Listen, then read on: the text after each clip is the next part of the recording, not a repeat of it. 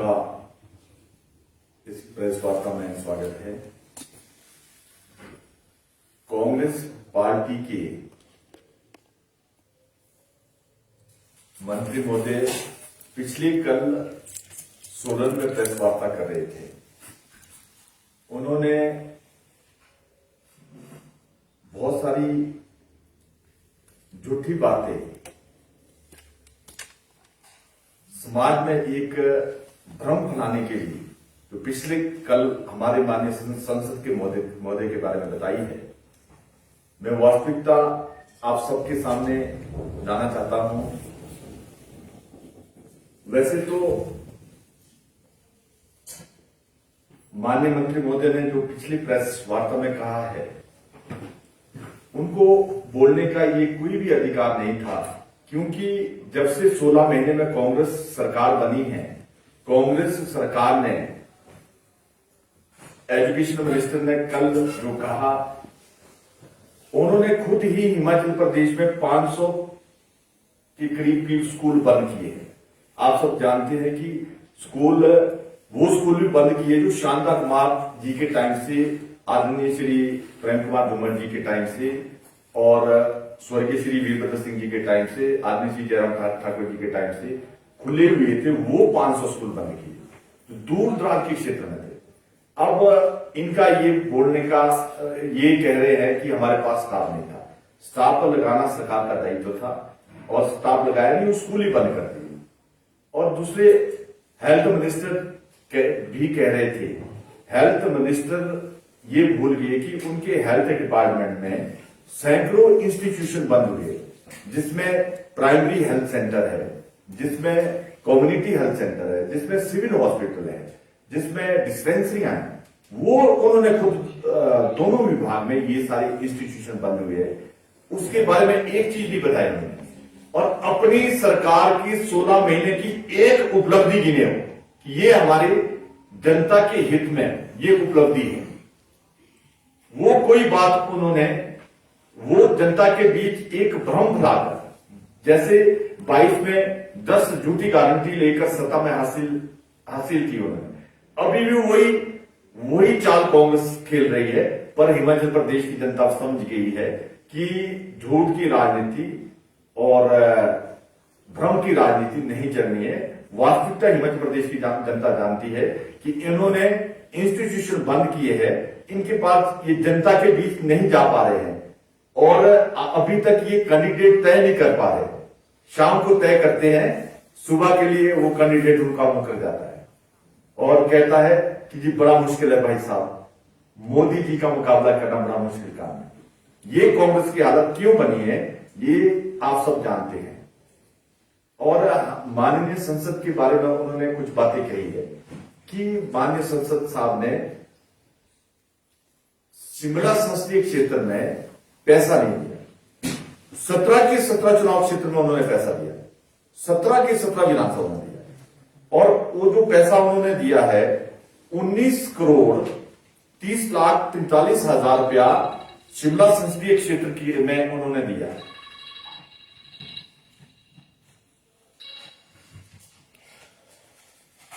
शिमला संसदीय में उन्होंने दिया है। मंडी की सांसद भी है, मंडी की सांसद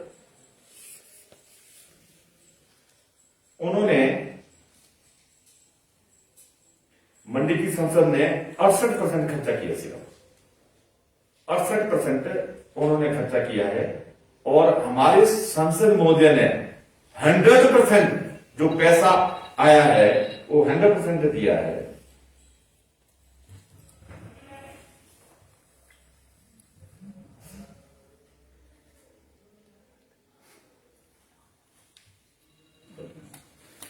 हमारे संसद महोदय ने खर्च किया है।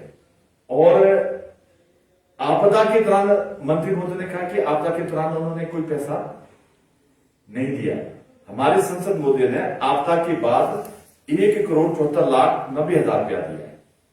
और बहुत सारी भ्रम वाली बातें उन्होंने कही है कि एमपी साहब ने आपदा के समय वो क्षेत्र में नहीं गए, ऐसा चुनाव क्षेत्र बताया वो 17 के 17 विधानसभा क्षेत्र में गए। एक बारी नहीं, दो दो बारी, तीन तीन बारी गए वो। और शिमला जिला को 7 करोड़ 26 लाख के करीब उन्होंने दिया, सोलन जिला को 5 करोड़ 44 लाख के करीब, सिरमौर को 6 करोड़ 59 लाख के करीब दिया है। और आप सब जानते हैं कि संसद महोदय सिर्फ संसद निधि नहीं है, देश की बड़ी योजनाओं से पैसे प्रदेश के लिए लाते हैं। बड़ी योजनाएं जो देश के अंदर आती है, कौन से संसद कितनी मेहनत करके वो लाते हैं, वो संसद पर डिपेंड होता है। हमारे माननीय संसद ने, आप सब जानते हैं कि प्रधानमंत्री ग्रामीण सड़क योजना में भी बहुत पैसे लाए हैं। और धौलाकुआं में IIM जो सिरमौर में है, उसके लिए 309 करोड़ के करीब उन्होंने पैसा लाया है। और मेडिकल कॉलेज, ये सेंटर का पैसा, स्टेट का पैसा नहीं, मेडिकल कॉलेज नाहन भवन की स्वीकृति भी 370 करोड़ के करीब की हुई है। रेणुका बिजली डैम की स्वीकृति भी 6,940 करोड़ की करीब की हुई है। ग्रीन जो कॉरिडोर NH बना है, जो पांवटा साहब से शिलाई, जिसमें चौपाल का एरिया भी कवर हुआ है, मेरे चुनाव क्षेत्र में भी 400 करोड़ के करीब खर्च हुआ है, जो हाटकोटी के लिए जा रहा है। और हमारा चुनाव क्षेत्र में बनकर तैयार हो गया है, और बहुत बड़े बड़े ब्रिज उसमें लगे हैं। उसमें भी 1426 करोड़ रुपया खर्च हुआ है। और जो मेडिकल डिवाइस पार्क नालागढ़ में है, 5,000 करोड़ के करीब उसमें भी होना है। चंडीगढ़ बद्दी रेलवे लाइन में है, 1540 करोड़ के करीब है। सुन्नी पावर प्रोजेक्ट है 382 मेगावाट का, उसमें भी 2614 करोड़ के करीब होना है। और परमाणु शिमला 4 लेन है, ये तो जब से भारतीय जनता पार्टी की सरकार देश के अंदर बनी है, परमाणु से ऊपर 4 लाइन का कार्य तब से शुरू हुआ है, 15 में शुरू हुआ था। और इसके लिए भी खर्चा 2730 करोड़ की करीब खर्चा हो चुका है इसमें, जिसमें और 1100-1200 करोड़ रुपया और खर्चा इसमें होना है। और चंडीगढ़ बद्दी 4 लाइन भी 450 करोड़ इसमें भी खर्च होना है। आप सब जानते हैं कि हमारा ठेऊ का बाईपास था, उसमें भी सेंट्रल रोड फंड से 54 करोड़ रुपया उन्होंने लाया है।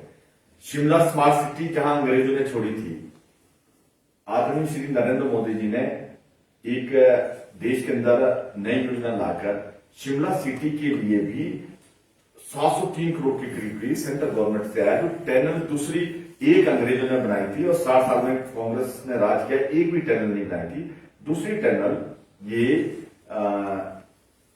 हमारी सरकार ने सेंटर से जब पैसा दिया, फिर ही दूसरी टनल शिमला की बनी। और इसमें भी बहुत सारे शिमला में जितने भी स्मार्ट सिटी में कार्य हो रहे हैं, 300 कुछ कार्य हो रहे हैं, वो सब पैसा सेंट्रल गवर्नमेंट से आया है। जल जीवन मिशन में भी हमारे पार्लियामेंट को बहुत पैसा मिला है। ये जो सारी बातें कांग्रेस की मंत्री महोदय और CPS कर रहे हैं, वास्तविकता को छुपाने के लिए कर रहे हैं। जो इन्होंने गारंटियां दी थी, वो तो गारंटी एक भी पूरी नहीं की। आज इलेक्ट्रिसिटी वाले वो पेंशन के लिए तरस रहे हैं, फॉरेस्ट कॉर्पोरेशन वाले, जितने भी बोर्ड है और जितने भी कॉर्पोरेशन है, वो सब डिपार्टमेंट, आज 22 डिपार्टमेंट पेंशन के लिए घूम रहे हैं। इन्होंने वायदा किया था कि पहली कैबिनेट में हिमाचल के सब एम्प्लॉयजों को, बोर्ड कॉर्पोरेशन जितने भी है, सबको मिलेगी। और महिलाओं के लिए बोली थी 1500 की, वो आज तक फुलफिल नहीं की। और गोबर खरीदने के लिए बोला था, बिजली का इन्होंने बोला था, दूध का इन्होंने बोला था, बिजली के 300 यूनिट जो 125 यूनिट था वो भी बंद कर दिया, पूरी बिल आने लग गए। मतलब जनता को जिस तरह से इन्होंने 2022 में ठगा था, ये सोचते कि 24 में भी इसी तरह ठग कर हम वोटें लेंगे। पर हिमाचल प्रदेश की जनता जानती है कि ठगों की सरकार लंबी देर तक नहीं चलने वाली है। देश में आज तो पूरे विश्व ने मान लिया है कि देश में नरेंद्र मोदी जी की सरकार बन रही है, और प्रदेश में भी आदरणीय श्री हमारी भारतीय जनता पार्टी की सरकार प्रदेश में भी जून के बाद बननी तय है। उसके लिए ये पथराए हुए है कि कैसे रोका जाए, झूठ से, फेब से कैसे वोटर को गुमराह किया जाए। पर हिमाचल प्रदेश की जनता ने मोड़ बना दिया है कि चारों की चारों सीटें हमारी भारतीय जनता पार्टी में पिछले मार्जिन से भी ज्यादा, और विधानसभा की 6 की 6 जिसके अभी इलेक्शन हो रहे हैं, पिछले मार्जिन से जिस मार्जिन से वो 6 विधायक जीते हैं, उससे ज्यादा डबल मार्जिन से अभी वो जीतने हैं।